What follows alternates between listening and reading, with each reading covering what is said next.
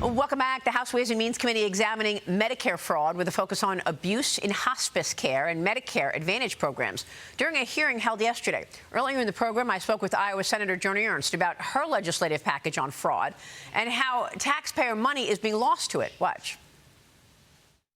We have a package comprised of 17 different anti-fraud, good efficiency bills. Leader Thune has tasked me with this process. We have 13 senators that have participated and brought up bills for this package. It will save our taxpayers approximately $240 billion in the waste, fraud, and abuse in federal government. Our taxpayers, every day that we don't get this passed, our taxpayers are losing $1.4 billion to fraud.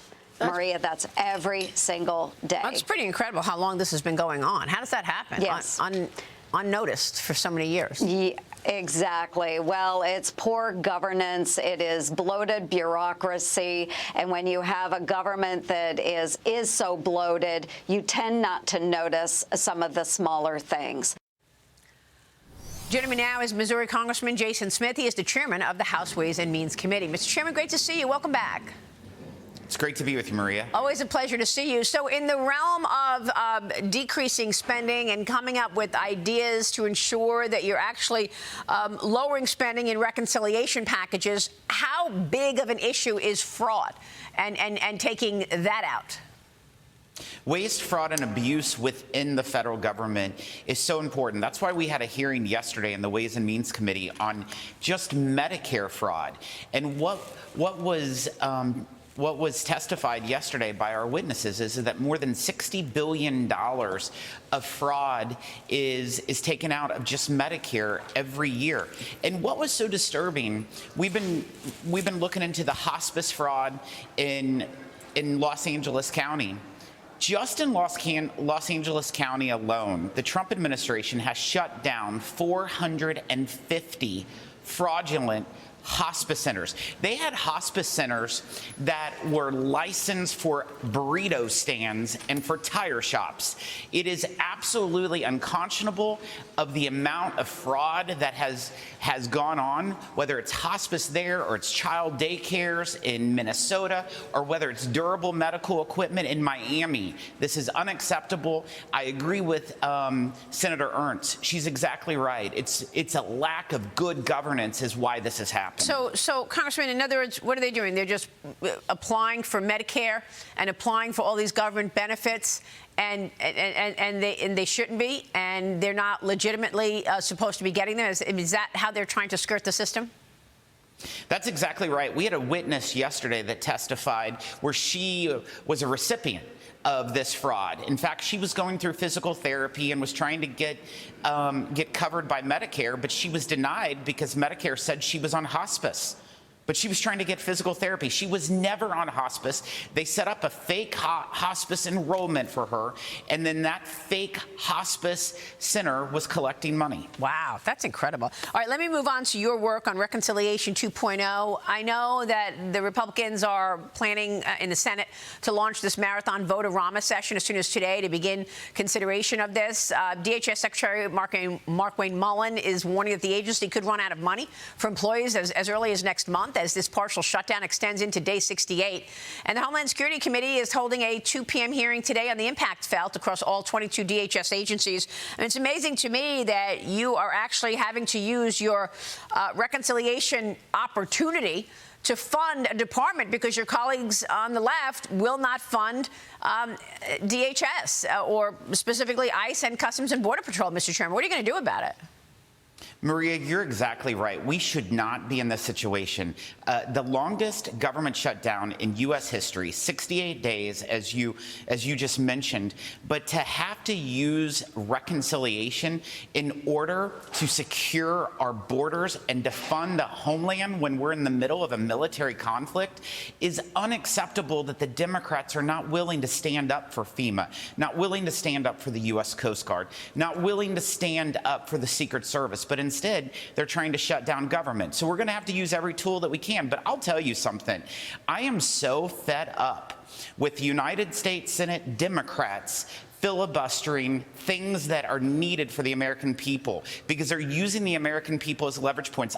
What I would tell the Senate is that if there is a lapse in government funding, the filibuster is out of the building and you can pass anything with a simple majority vote. If you did that, no one would ever allow a government shutdown. Yeah, and I spoke with Brian Stile about this just the other day, and he felt that there are opportunities to remove the filibuster on certain issues and not necessarily remove it altogether. But I know the upset here, and some colleagues of yours in the Senate feel that they don't want to be the ones to blow up the unique situation that is the Senate. But the president has said the same thing: remove the filibuster. How else are you going to get anything done?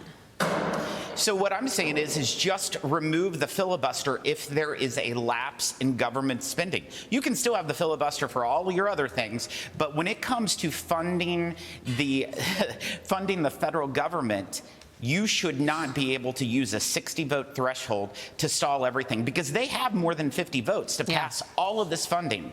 But unfortunately, you have 5, 6 Democrats that will not come along. You have one that will go along. His name's Fetterman. Yeah. We appreciate that. But the others are just out on a pasture somewhere. So I know that Mike Johnson, the Speaker's intention is to have perhaps another reconciliation plan for your other priorities.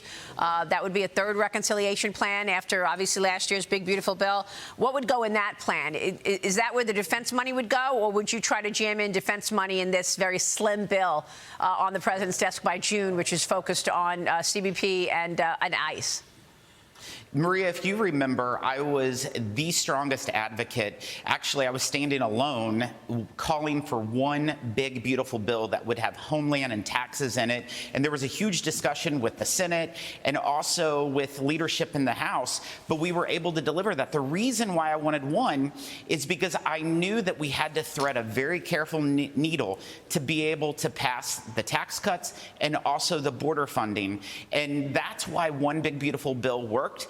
I don't think that there could ever be a third one. So I think that this is our opportunity to do everything that we need to do in it. Go after waste, fraud, and abuse within this reconciliation. Make sure that you're funding our troops. Make sure you're securing our border. If we're doing it, let's do it right and only the one time we need to do it. Because think about it.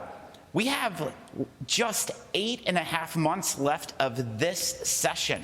8.5 months. In 2 months, we're not even up here because of the elections. Right, exactly. Okay, so you would argue that maybe in this reconciliation package that you've got to get on the president's desk by June, you can fund ICE and Border Patrol, perhaps put defense money in, and maybe make the Save America Act a budgetary item, or is that too much to hope for?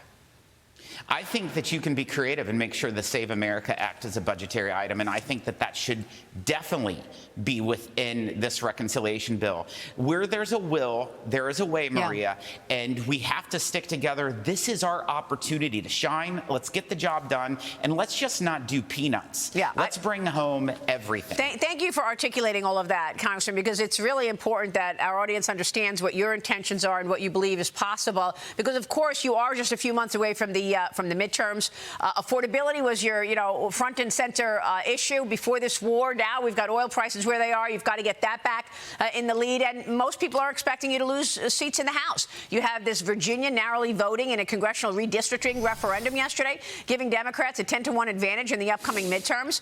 So what is your expectation for the midterms in terms of the Republicans holding on to the majority? You know, we're going to have to keep working hard. Yesterday was truly a blow of what happened in Virginia. It was a blow for the people of Virginia that their voices were basically just shut out in Washington, D.C. But what I will say is that there's only about 26, 27 congressional districts that are really going to decide who is in majority, not 435. So when you look at it, 26 or 27, that's a very microscopic approach.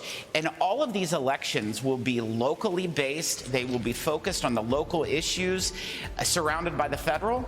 I feel like that the House Republicans still will still be in the majority after the November elections. All right, well, we'll be watching all of that. And we so appreciate your time and leadership, Congressman. Thank you.